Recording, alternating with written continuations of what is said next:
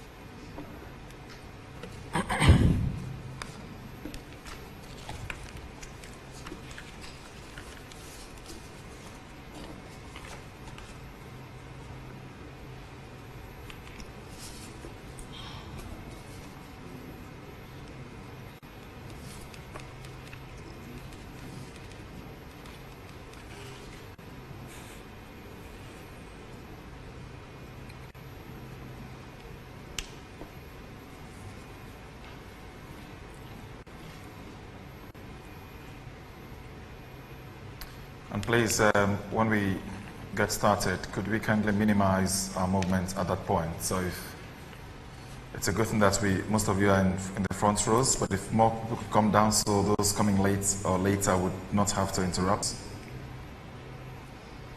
Please. So there's anyone in the back seat who wishes to come forward, could they please do that? So whoever comes later will just sit in the back. Thank you.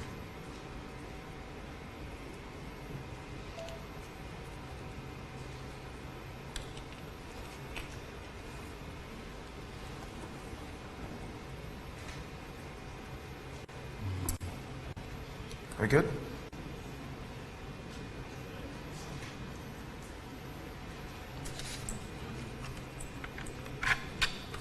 Are we on, please?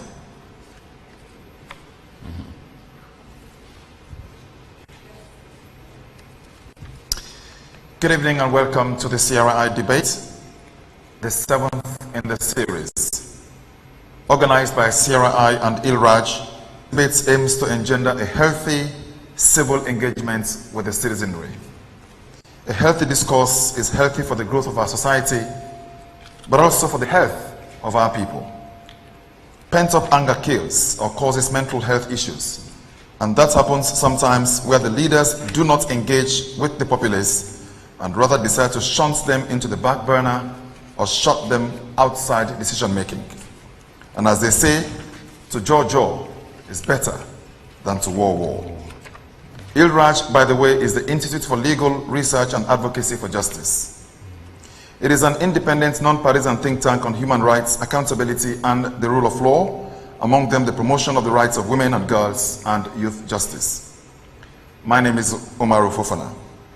Tonight's debate is produced by AYV Media Empire. It is sponsored by Mercury International, Africell, and City Globe. On behalf of the organizers, I wish to extend heartfelt condolences to families who have lost loved ones to the ongoing COVID-19 pandemic. Wishes of a speedy recovery go to all those who have been infected. Again, COVID-19 is real and it is here with us. Please take advice from the experts and avoid the so many conspiracy theories that are out there. Use a face mask and please do so correctly by covering the nose and the mouth. A chin mask does not work. We salute all those on the front line in the fight against the pandemic. May God guide and guard them. Tonight we are talking about the National Decentralization Policy, which I'm told by the Minister of Local Government, Ambassador Tamba John Silvanus Lamina, is now with the Law Officers Department and will soon be taken to Parliament. In 2004, the Local Government Act was promulgated. Among other things, it devolved some functions and restored democracy to the way local government officials are chosen. That came about after decades of a selection process that weakened democracy at the community level, like it did across the governance system. Power, development, and accountability were to be devolved or shared from the center to the local.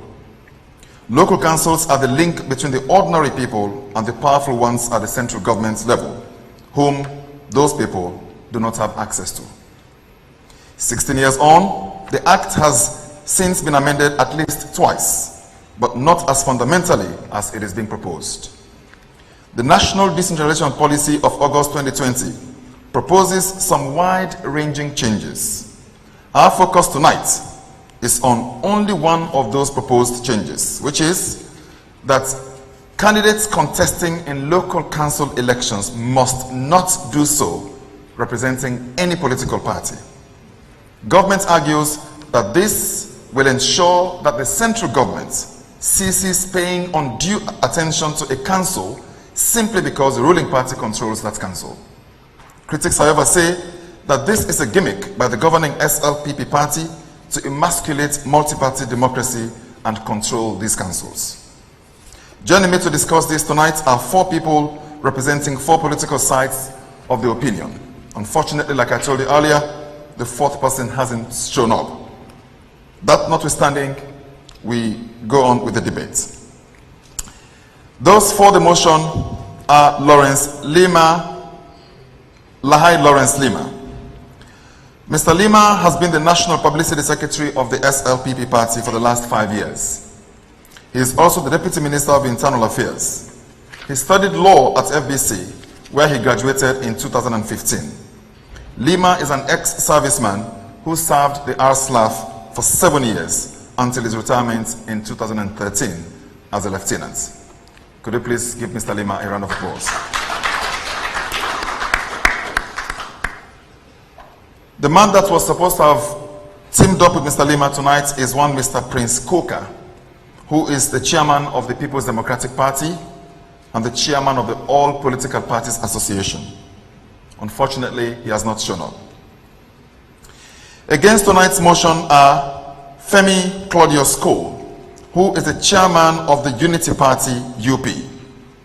She founded the party in 2016 and is the only female political party leader in the country and possibly in the Mano River Union countries, including Guinea, Liberia, and La Côte d'Ivoire.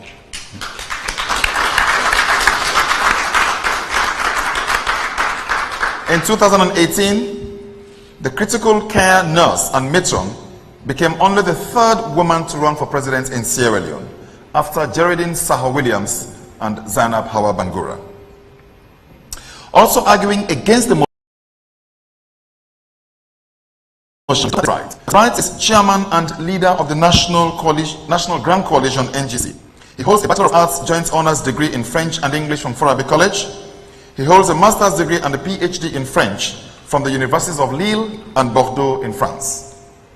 After 3 years in the UK, Dr. Bright returned home to Sierra Leone in 1993 to work with the French Corporation, serving first as director of the Franco-Sierra Leone Pedagogical Center, president of Alliance Française, and subsequently country director of the Regional Institute for